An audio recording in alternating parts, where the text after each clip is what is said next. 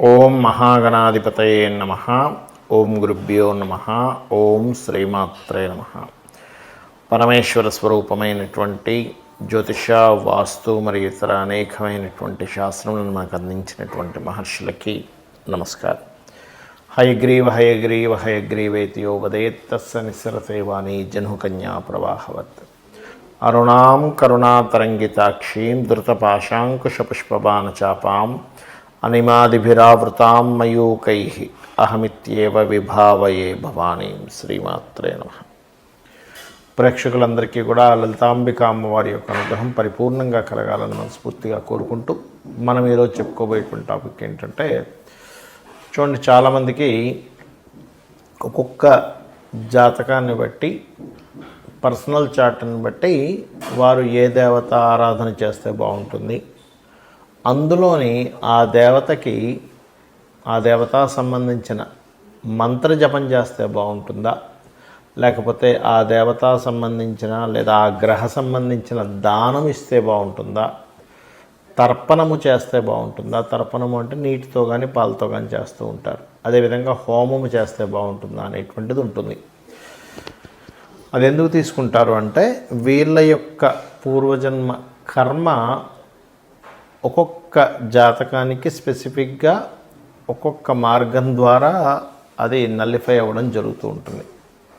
ఆ రకంగా అది పర్సనల్ చార్ట్ చూడాలి. మరి పర్సనల్ చార్ట్ అనేటువంటిది చూసుకోవాలంటే ఎవరికి వాళ్ళకి తెలిసి ఉండాలి, లేదా ఏదైనా ఆస్ట్రాలజర్ని కన్సల్ట్ చేసి ఉంటే వాళ్ళ లగ్నం నుంచి లగ్నాధిపతి ఎలా ఉన్నాడు, పంచమాధిపతి అంటే ఉపాసనా స్థానాధిపతి ఎలా ఉన్నాడు, లేదా భాగ్యాధిపతి ఎలా ఉన్నాడు, వీళ్ళకి ఏ పర్పస్ మీద అయితే వీళ్ళు పూజ చేస్తున్నారో, లేకపోతే హోమం చేస్తున్నా, తర్పణం చేస్తున్నా, ఆ పర్పస్ని ఫుల్ఫిల్ చేసేటువంటి గ్రహ దశ నడుస్తుందా లేదా, ఒకవేళ నడవనట్లయితే ఆ గ్రహ దశ అనుకూలించేలాగా ఏ దేవతకు చేసుకోవాలనేటువంటిది ఉంటుంది. అయితే ఇవాళ మనం చెప్పుకోబోయే టాపిక్ ఏంటంటే, సహజంగా మీరు పలానా లగ్నంలో పుట్టారు, ఉదాహరణకి మేష లగ్నంలో పుట్టితే ఎవరికి తర్పణం కానీ హోమం కానీ ఇవి చేయాలి, లేదా వృషభ లగ్నంలో పుడితే ఏంటి అనేటువంటిది నేను మీకు ఒక్కొక్క లగ్నరీత్యా నేను మీకు చెప్తాను. Hi, my name is Gautam and I actually stay in Malkajgiri itself. I had this back pain. It's been 1.5 years. I have tried many treatments like chiropathy, oil massage, physiotherapy especially, but it didn't work out as much like what I expected. I strongly suggest homeopathy. You people can carry on with the homeopathy. Area Malkajgiri and doctor name is like Nageswar Rao and the clinic name is Neocare Homeopathy. కర్కాటక లగ్నము, కర్కాటక రాశి. కర్కాటకం వారికి కనుక చూసుకున్నట్లయితే మీరు చేయవలసినటువంటిది ముఖ్యంగా తర్పణములు ఎక్కువగా చేస్తూ ఉండాలి. తర్పణం అంటే మనకి రకరకాలుగా అభిషేకాలు చేయడం, తర్పణాలు వదలడం, అది పితృదేవతలకు తర్పణాలు వదులుతూ ఉంటాము. అదేవిధంగా గణపతి తర్పణము అంటూ ఉంటారు. అంటే ఈ రకంగా ఇలాగ వేస్తూ ఉంటారు, మంత్రం చదువుతూ, మూలమంత్రం చదువుతూ. అలాగే మరొకటి ఏంటంటే అభిషేకాలు చేస్తూ ఉంటారు. అయితే ఎవరికి చేయాలి? ఈ కర్కాటకం వారు స్కందునికి కనుక అభిషేకం చేసినట్లయితే, లేదా ఆంజనేయ స్వామికి సంబంధించిన, స్కందుడికి సంబంధించిన లక్ష్మీ నరసింహస్వామి యొక్క అభిషేకం చేసిన, ముఖ్యంగా స్కందుడు గుర్తుపెట్టుకోండి, లేదా వారాహి అమ్మవారికి అభిషేకం చేయించుకున్న, వరాహమూర్తికి అభిషేకం చేసిన, ఖచ్చితంగా ఏమవుతుందంటే మీకు అంటే ఈ దేవతా సంబంధించిన వాటికి వేటికి మీరు అభిషేకం చేయించుకున్నా మీరు చూస్తారు ఆ ఎనర్జీ అనేటువంటిది ఫామ్ అవ్వడం, ఆ సమయం నుంచి మీకు ఎట్లా ఉందనేటువంటిది అర్థమవుతూ ఉంటుంది. అయితే ఇక్కడ నేను మీకు మళ్ళీ చెప్తున్నాను, ఇది జనరల్గా చెప్పేటువంటిది మాత్రమే. మీ పంచమాధిపతి కానీ, మీ భాగ్యాధిపతి కానీ, మీ లగ్నాధిపతి కానీ, మీ లాభాధిపతి కానీ ఎక్కడున్నారు దాన్ని బట్టి మారుతూ ఉంటుంది. బట్ ఇది నేను చెప్పేది కూడా పనిచేస్తుంది. బట్ అది ఇంకా తెలుసుకుంటే ఇంకా పర్ఫెక్ట్గా పనిచేస్తుంది. అలాగే మరొక విషయం ఏంటంటే, బొబ్బర్లు అంటారు. మీకు ఏదైనా ఒక పని చేస్తున్నామండి కానీ ఎక్కడో అది ఆగుతుంది అనుకున్నప్పుడు మీరు చేయవలసింది ఏమిటంటే బొబ్బర్లు దానంగా ఇస్తూ ఉండండి. అంటే రావాల్సిన లాభం మీకు వస్తుంది ఈ బొబ్బర్లు కనుక దానంగా ఇచ్చినట్లయితే. ముఖ్యంగా కర్కాటక లగ్నం వారు, లగ్నం తెలియదు రాశి నుంచి కూడా చూసుకోవచ్చు, తప్పులేదు. మరియు మీరు చాలామందికి సందేహం వస్తుంది, ఏమంటే అభిషేకానికి రకరకాల ప్రక్రియల్లో చేయాలి కదా, ఒక సిస్టమేటిక్గా చేయాలి కదా. నిజమే, సిస్టమేటిక్గా చేయాలి, కానీ అందరికీ అది వీలు పడదు. ఏ గల్ఫ్ దేశాల్లోనూ ఉన్నారు. ఒక చిన్న స్కందుడికి బొమ్మ ఉంది, స్కంద సంబంధించిన లేదా నరసింహస్వామికి సంబంధించిన ఏదైనా ఒక చిన్న విగ్రహం ఉంది మీ దగ్గర. భక్తితో గనక అక్కడ ఉన్నటువంటిది ఏ రాతిదనో లేకపోతే ఏ మెటల్ ధనో భావం కాకుండా నేను మనస్ఫూర్తిగా మనసుని పెట్టి చేస్తున్నాను ఈ యొక్క అభిషేకాన్ని అని అనుకొని ఎవరైతే అభిషేకం చేస్తారో పసుపు, ఒక నీళ్ళలో కొంత పసుపు గంధం కలిపి ఆ నీటితో ఉద్ధరణతో ఓం లక్ష్మీ నరసింహస్వామి నమః లేదా ఓం స్కందాయ నమః అని చెప్పి చేసినట్లయితే ఖచ్చితంగా మీరు ఫలితాన్ని చూస్తారు. మరి కొంతమందికి జన్మజాతకం ఉండదు, వాళ్ళ డేట్ ఆఫ్ బర్త్లు తెలియదు, వాళ్ళ లగ్నం తెలియదు, వాళ్ళ రాశి కూడా తెలియదు. అప్పుడేం చేయాలి? జనరల్గా చేసుకునేవి కొన్ని ఉంటాయి. జన్మజాతకం తెలిసి వాళ్ళు తీసుకునే దీన్ని బట్టి ఉంటుంది. ఇది రెండు రకాలుగా ఉంటుంది. ఒకటి మీకున్న సమస్యని బట్టి, రెండవది మీకు సమస్య కాకుండా జనరల్గా చేసుకునేటువంటి పద్ధతి. నేను రెండు విషయాలు చెప్తాను. ఒకటి, నిత్యము సూర్య నమస్కారాలు చేసుకోవడం. నిత్యము సూర్య నమస్కారం చేసుకుంటూ సూర్యుడికి అర్ఘ్యం వదలడం. ఇక్కడ మూడు విషయాలు ఎట్ ద సేమ్ టైం ఇక్కడ మూడు విషయాలు ఒకటేసారి జరుగుతాయి. ఎలాగా అంటే, ఒకటి, సూర్యుడిని స్తోత్రిస్తున్నాము ఆదిత్య హృదయంతో, సూర్యభగవాన్ని నమస్కరిస్తున్నాము. సూర్యుడు అగ్నిస్వరూపం, అంటే సూర్యుడిని నమస్కరిస్తున్నామంటేనే ఒక హోమం చేస్తున్నట్టుగా, యజ్ఞం చేస్తున్నట్టుగా, సూర్యుడికి నీళ్ళు వదులుతున్నామంటే తర్పణం జరుగుతున్నట్టుగా.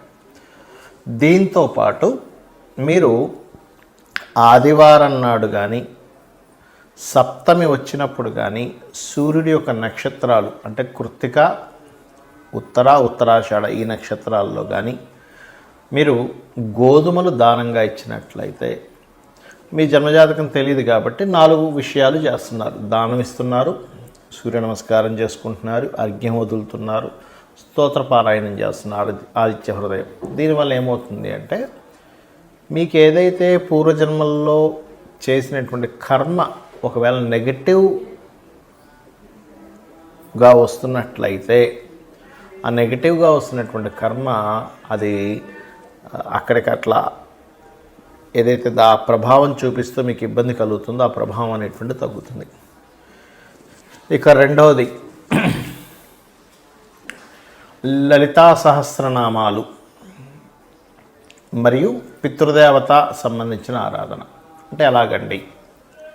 మీకు డేట్ ఆఫ్ బర్త్ టైం ఏమీ తెలియదు. అప్పుడు ఏం చేయాలంటే, దేవీ భాగవతంలో అమ్మవారే స్వయంగా చెప్పినటువంటి తిథులు కొన్ని ఉన్నాయి. దాని తర్వాత ఇంకో 2 తిథులు కొంతమంది పెద్దవాళ్ళు చేర్చారనుకోండి.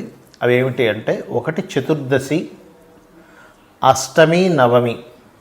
ఈ 3 తిథుల్లో నా యొక్క అనుగ్రహం అంటే అమ్మవారి యొక్క అనుగ్రహం చాలా దగ్గరగా ఉంటుందట.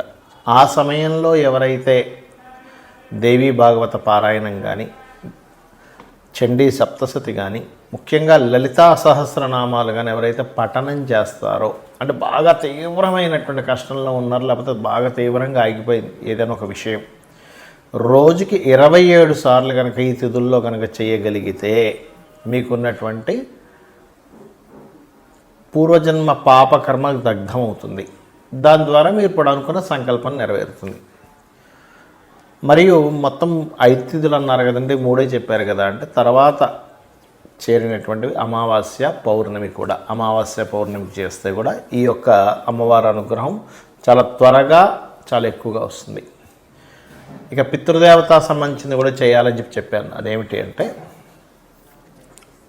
ముఖ్యంగా అమావాస్యల సమయంలో కానీ, మీ యొక్క పితృదేవతలకు సంబంధించిన తిథుల్లో కానీ మీరు, అంటే వాళ్ళు గతించినటువంటి తిథుల్లో కానీ మీరు స్వయం పాకము అంటారు.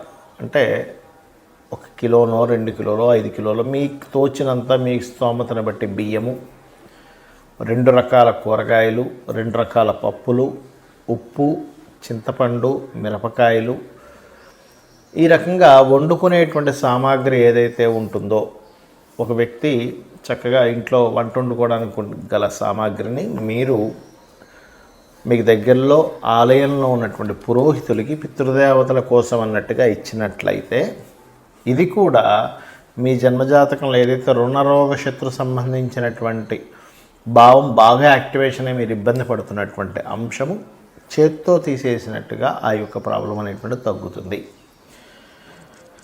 అయితే ఇది చాలామంది ఎన్నిసార్లు చేయాలండి అని అడుగుతూ ఉంటారు. ఒకటే గుర్తుపెట్టుకోండి, నిరంతరము చేయండి. ఎప్పుడైతే మీరు దేవతా కార్యాలు కానీ, హోమాలు కానీ, యజ్ఞాలు కానీ, తర్పణాలు కానీ, లేనట్లయితే దానము కానీ మీరు ఎంత చేస్తూ ఉంటారో గుర్తుపెట్టుకోండి, మనం ఎన్ని ఖర్చు పెట్టినా ఒక జీవుడు అంటే ఒక మనిషి జన్మ ఎత్తినప్పటి నుంచి తన తుది శ్వాస అంటే ఆఖరి శ్వాస వరకు కూడా ఎన్నో లక్షలు కోట్లు సంపాదిస్తాడు, ఖర్చు పెట్టేస్తాడు. కానీ ఏది కూడా మన వెంట రాదు. కేవలం భగవత్ సంబంధించినటువంటిది, పరోపకారం చేసినటువంటి, పరోపకారంగా ఉపయోగించిన ధనం సంబంధించిన పుణ్యము మాత్రమే మన వెంట వస్తుంది. ఇది గుర్తుపెట్టుకోండి. కాబట్టి లేదా గోసేవ, గోవులకు వెళ్ళి సేవ చేస్తే కూడా అది పుణ్యంగా వస్తుంది. కాబట్టి ఇది చేయండి. ఖచ్చితంగా మీకు మీ జాతకంలో ఏ దశ నడుస్తుంది, ఏ అంతర్దశ నడుస్తుంది, గోచారంలో ఎలా ఉంది, ఇవేమీ మీరు కంగారు పడాల్సిన అవసరం లేదు.